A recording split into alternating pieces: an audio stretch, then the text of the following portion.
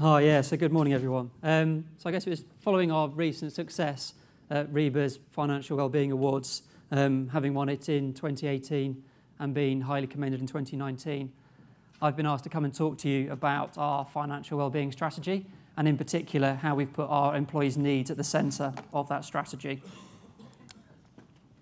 So just a quick run through of who is Shell. So in the UK, Shell employs around 5,000 employees, a very broad cross-section of employees. So starting at the top right blue piece of that circle, we've got lots of very clever scientists who go and explore, who go and find all our oil and gas.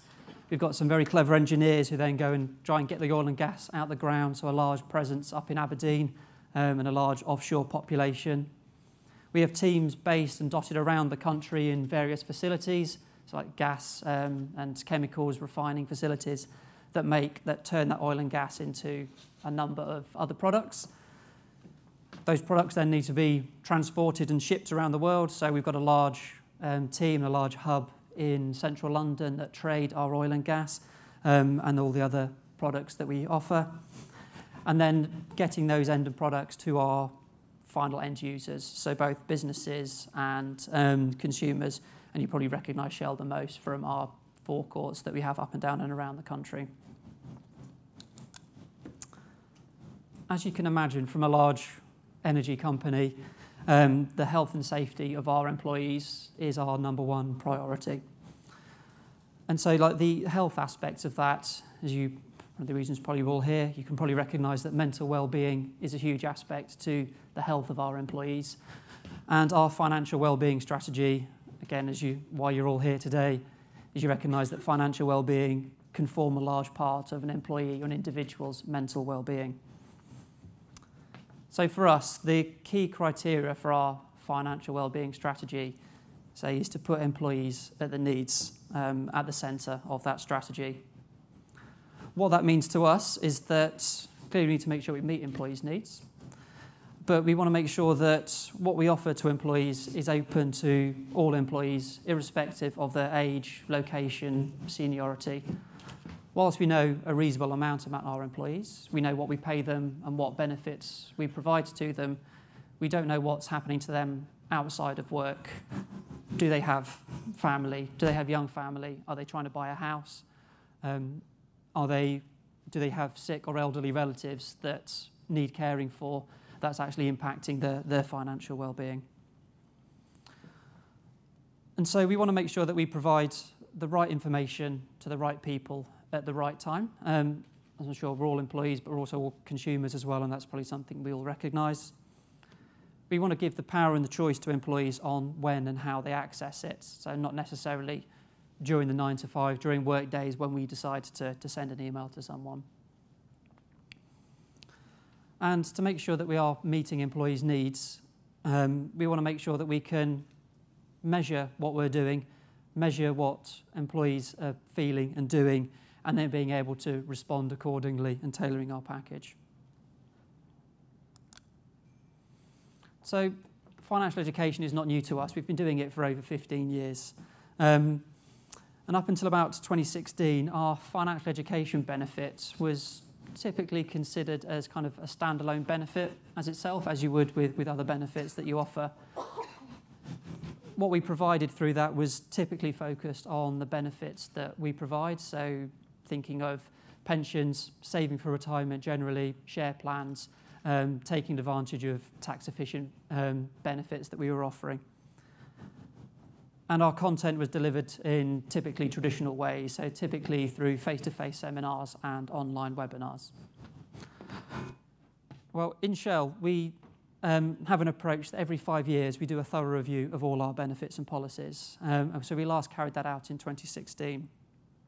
So reviewing all of our benefits and policies, including our financial education benefit. The aim of that review was to make our overall benefits package simpler, more relevant to employees, and more flexible. So as part of that review, we started off by just talking to our employees. We have a number of employee forums up and down the country. We spoke to those elected representatives. We also carried out a number of focus groups as well. to find out what our employees were saying about our benefits and what they particularly wanted from financial education and financial education support. We also analysed what employees are actually doing, what benefits they're using, what take-up and usage you'll be seeing, and on our financial education benefit, what seminars are they attending, and what's their feedback been after each of those seminars and webinars. And obviously, when you do this kind of review, we went out and looked at the market as well. We saw what are our competitors doing, what are they providing to their employees, and what are providers doing, and what are they offering and selling to their clients. So at the bottom, just a couple of bits of feedback that what our employees said. So they say that they wanted more support on other aspects of their finances, so beyond the benefits that we were offering. Perhaps slightly surprising because they actually liked the face-to-face. It's a more engaging way of delivering content. I know there's a general drive to move to technology and putting more things online. Our employees really like the more engaging face-to-face, the personal feel. And I think they were kind of ready for the next step as well. They wanted to move away from the generic content to something that was more personal to them. And the other part of the analysis, so we found that we generally had good take-up of our benefits and our courses and seminars. But in particular on the financial education, I thought our participation and usage could be a lot higher and a lot better. And I want to say that there were some benefits that did have low take-up. And so as part of the concept of trying to make our overall package simpler, we weren't scared. We weren't to actually take these away and remove it from our employees.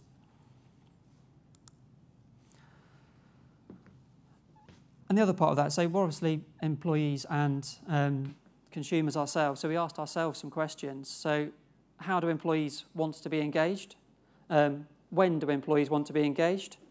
And how do we make it as easy as possible for employees to get the content that's relevant for them at the time they actually want it?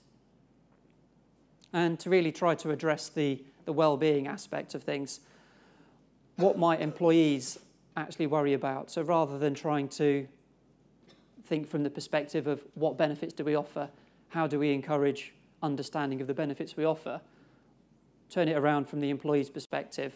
What might the employees worry about? Where do they actually need help? And that is probably very likely to be beyond the benefits that we provide. So that review went through 2016 and 2017. So when we came to 2018, with the support of Close Brothers, what we did was we introduced a financial education hub, kind of like a one-stop shop, if you like. So all of our financial content was in one place, easy to promote. Employees could go there and then find and be easily directed to the content that's relevant for them at that time. We also introduced telephone and email helplines to really try to address that need of getting a more personal level of information, as well as just being more personal engaging, that our employees can actually talk to a real human being and ask their personal questions. Something that's worked really well for us is actually moving our financial education benefit away from being a standalone benefit into something that is more interwoven with our other benefits.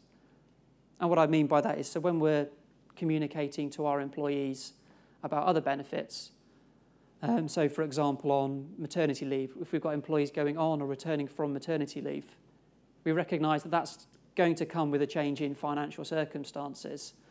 So when we're sending those communications, put a few lines or put a few paragraphs in those communications to say, look, you've had a change in circumstances. You might find this other content on our hub more relevant. So whether it's case studies of people who have been in a similar situation or promoting the childcare vouchers, the tax-free childcare, etc. And similarly, things like tax. I think everyone finds tax pretty difficult and taxing. So when we're telling our employees about your end of tax year documents are available, we're not just leaving it there. We're trying to do the extra bit to say, if you don't understand taxes or if you do find it difficult, or if you don't understand your tax code or how to change it, here is some content, here is some online information, here are some top tips, here are some case studies that can actually help you at that moment that you're being told that your new tax documents are available. And we've also tried to move to a more targeted approach with our communications as well. So it's probably the things that you would imagine. So targeting our employees that are contributing at the lowest rate, they're not maximising their employer pension contributions, or high earners who might be impacted by other certain tax allowances.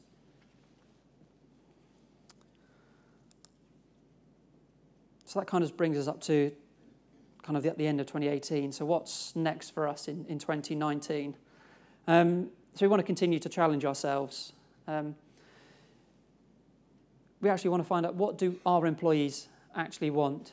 You've probably all seen other surveys carried out by various providers where they've surveyed a number of individuals, and you've probably got a reasonable understanding of what do certain people in certain age brackets or certain salary brackets, what do they want?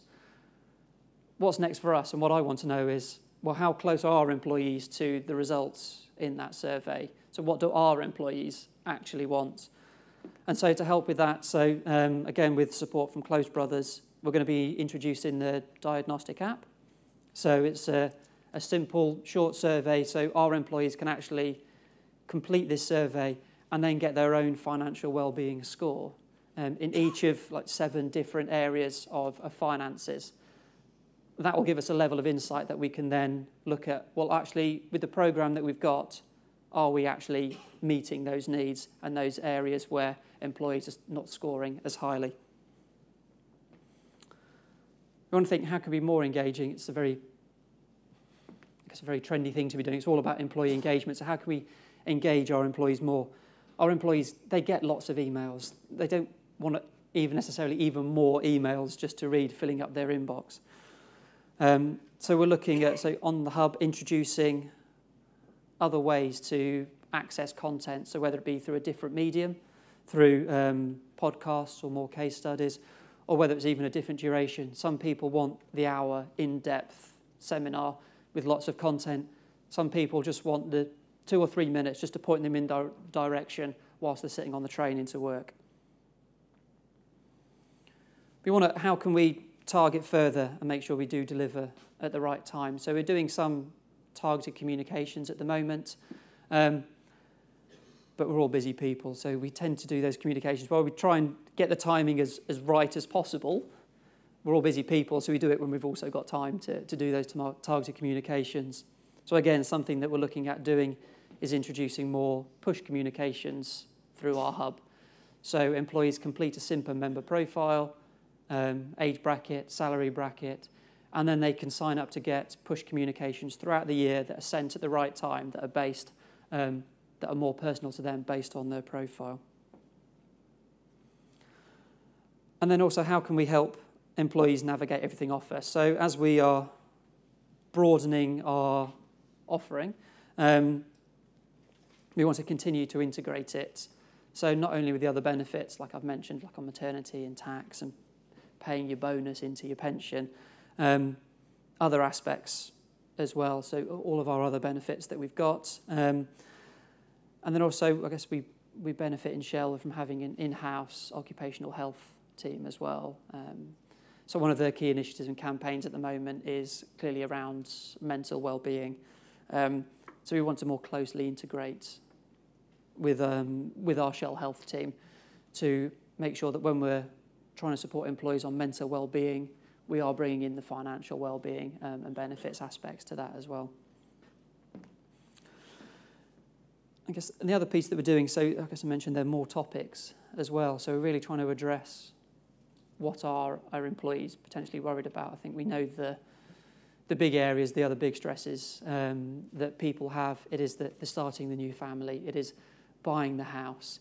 It is they might have sick or elderly relatives. So it's all the social care costs that go with that, looking after elderly parents or family members, finances if you've got power of attorneys, executors, etc. So we're broadening our content out to try and hit those kind of pressure points as well. And so we'll continue to monitor what we do as well. So we still collect the qualitative and the quantitative feedback from each of our webinars and seminars. One of the other benefits from having a hub is that, like all good websites, you can really see what people are doing. You can see what case studies are they going in to read, What tools are they using? What content are they downloading? What top tips are they looking at? How long are they spending on each page? Are they really digesting the content, or are they just flicking through? And then that also really helps us monitor the effectiveness of our communications. The little picture in the bottom left is our actual activity rates on our hub. And you can see the spikes of where we've sent certain communications as well. So we can see that people are actually reading our emails, they're clicking through, they're seeing the content, and they're going to the right page on that piece of content as well. And I mentioned earlier, so we've got a telephone and email helpline as well. And the feedback that we get from that helpline allows us to see what questions, or I guess what topics, not the actual questions, what topics are our employees actually asking about? Do they just need help navigating and booking onto a site? Or are they really asking questions about what happens on divorce, what happens on buying a house, how do I save for retirement, which areas of taxes are they particularly struggling with? So with all that feedback, we can then look at the program that we offer and then making sure that we are communicating to them about it at the right time, and then making sure that we've actually got the content to support what employees actually want to know and need. So, has it worked? I guess I wouldn't be standing up here if we hadn't had some level of success. So obviously I've mentioned the REBA Awards, so it's really great to get that kind of external validation from REBA that the strategy and the journey that we've been on has worked, and that we're really focusing on the right things. The one that I'm particularly happy with is the one at the top, that virtually all of our employees that do attend a session would actually recommend it to one of their colleagues. They've actually got something from it. And that's one of the best ways to spread the use for benefits is through word of mouth. And there's lots of other big percentages up there. So we've had better take-up on our benefits. We've had better take-up on the courses. The hub is really working. People are going on there. They're continuing to go on there. We're continually attracting new users to it as we do more communications. And we've seen more people engage with their benefits as well, particularly around pensions and tax at the ones that we've done most recently. And down on the right-hand side are some quotes from our actual employees. But I guess the one that I am particularly most happy to see is the one that's in red at the top, where an employee has actually said that they felt more positive about the future.